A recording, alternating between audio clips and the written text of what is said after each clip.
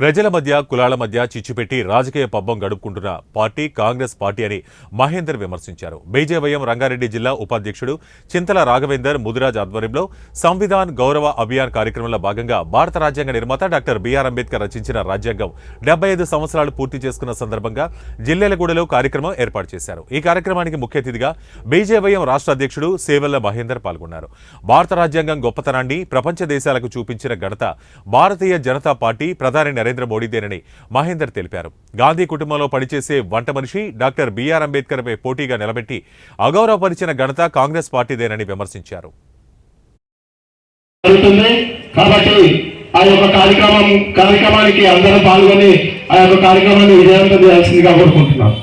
మధ్యలో చిచ్చు పెట్టే ప్రయత్నము ఈ కాంగ్రెస్ పార్టీ చేస్తూ ఉంది. ఈరోజు ప్రజలకు తెలియజేస్తా ఉన్నాం, ఆనాడు నెహ్రూ గారు అధికారంలో ఉన్నప్పుడు అంబేద్కర్ గారు నేను ఎన్నికలలో పోటీ చేస్తా అన్నటువంటి సందర్భంలో ఎందుకు టికెట్ ఇవ్వకుండా తనని ఒక ఇంట్లో పనిచేసేటువంటి వ్యక్తితోని ఓడగొట్టడానికి కారణం ఏంది అని చెప్పేసి ఒక సందర్భంగా అడుగుతా ఉన్నాం.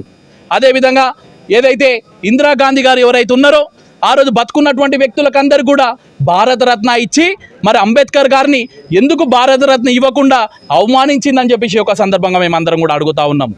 అంతేకాకుండా ఈ యొక్క దేశంలో రాజకీయాలు నడవాలన్నా, ఈ దేశంలో మనుగడ కొనసాగాలన్నా కూడా భారత రాజ్యాంగం అనేది మనకు పవిత్ర గ్రంథంగా మనం అందరం కూడా కొని ఆడుకోవడం జరుగుతుంది.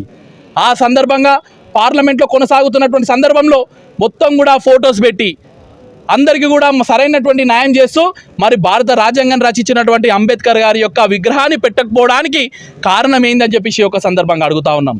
అంతేకాకుండా దేశంలో ఉన్నటువంటి అంబేద్కర్ గారు రచించినటువంటి రాజ్యాంగం రచించినటువంటి సందర్భంలో ఉన్నటువంటి ఇల్లు కావచ్చు, తను చదివినటువంటి విశ్వవిద్యాలయాలు కావచ్చు, తను పుట్టి పెరిగినటువంటి గ్రామాలు కావచ్చు, ఇలా చెప్పుకుంటూ పోతుంటే అన్నిట్లను కూడా ఎక్కడ కూడా అభివృద్ధి చేసినటువంటి కోణాన ఎవరు కూడా పోలేరు.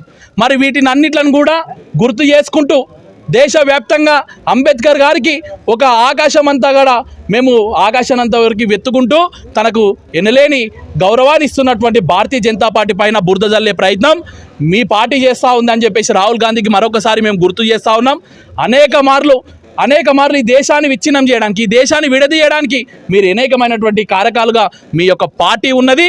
మీ తాత ముత్తాతలు, మీ నాయనమ్మలు మొత్తం కూడా ఈ యొక్క దేశాన్ని విడదీయడానికి ప్రయత్నాలు చేసి ఈ యొక్క రాజ్యాంగాన్ని అడ్డుపెట్టుకొని నిజమైనటువంటి రాజ్యాంగాన్ని అందిస్తుంది భారతీయ జనతా పార్టీ. కాబట్టి ఇప్పటికైనా సోయి తెచ్చుకో రాహుల్ గాంధీ, ఇప్పటికైనా సోయి తెచ్చుకోండి.